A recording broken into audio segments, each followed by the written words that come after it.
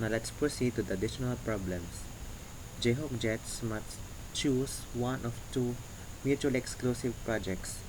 Project A has an upfront cost at time zero of 120,000 and is expected to produce cash inflows of 80,000 per year at the end of each of the next 2 years. 2 years from now, or at the third year, the project can be repeated at the higher upfront cost of 125,000, but the cash inflow will remain the same. Project B has an upfront cost of 100,000 and it is expected to produce cash inflow of 41,000 per year at the end of each of the next 4 years. But Project B cannot be repeated. Both projects have a cost of capital of 10%. Jayhawk wants to select the project that provides the most value over the next 4 years. What is the expected what is the net present value or the NPV of the project that creates the most value of Jayhawk? So, we need to compute for the NPV of the two mutually exclusive projects. And since this is two mutually exclusive projects, we will get the project which has the highest NPV. Now remember that project A could be repeated.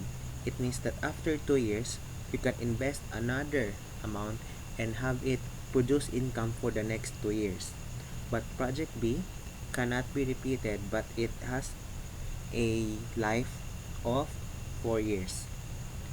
So for project A cash flows at year 0, it has a 120,000 outflow followed by 280,000 for year 1 and year 2.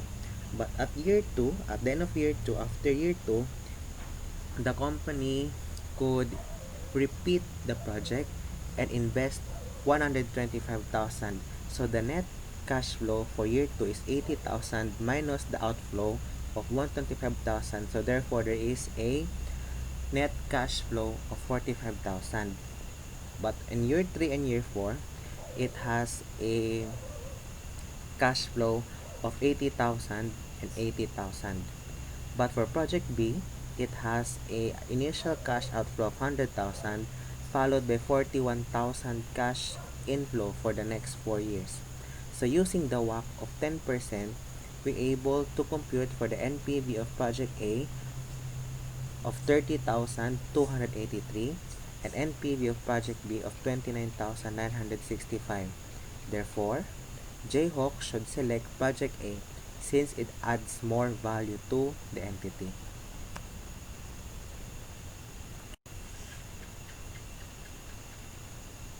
Our last additional problem is this one. Marical Motors is considering an investment in a proposed project. Rather than making the investment today, the company wants to wait a year to collect additional information about the project. So this project belongs under investment timing options. If Marical waits a year, it will not have to invest any cash flow unless it decides to make the investment. If it waits, remember this one, there is a 25% chance of the project's expected NPV 1 year from today will be 10 million, a 50% chance that the project's expected NPV 1 year from now would be 4 million, and 25% chance that a project's expected NPV 1 year from now will be negative 10 million. All expected cash flows are discounted at 10%. What is the expected NPV in today's peso if the company chooses to wait a year before deciding whether to make an investment? So, Marical wanted to wait 1 year from now before she will make the investment. And after 1 year from now, if Marical pursued with the investment, she will have a 25% chance that the expected NPV would be 10 million, 50% chance that the NPV will be 4 million, and 25% chance that the NPV will be 10 million.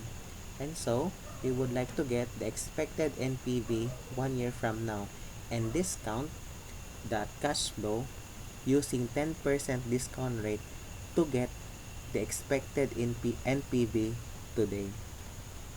So we have 25% times 10 million plus 50% times 4 million, 25% times 0.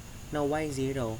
Because since the expected NPV is negative 10 million, and since that NPV is really negative, therefore we will not venture into that project. And so, since it's negative, we will venture into that project, therefore there shall be no NPV. So the total expected NPV would be 4.5 million. And we're going to discount it, 4.5 million divided by 1.10, and there you have our expected NPV in today's peso is 4.0909 million. So that's all for my topic. I hope you have learned something from the video. Thank you and God bless everyone.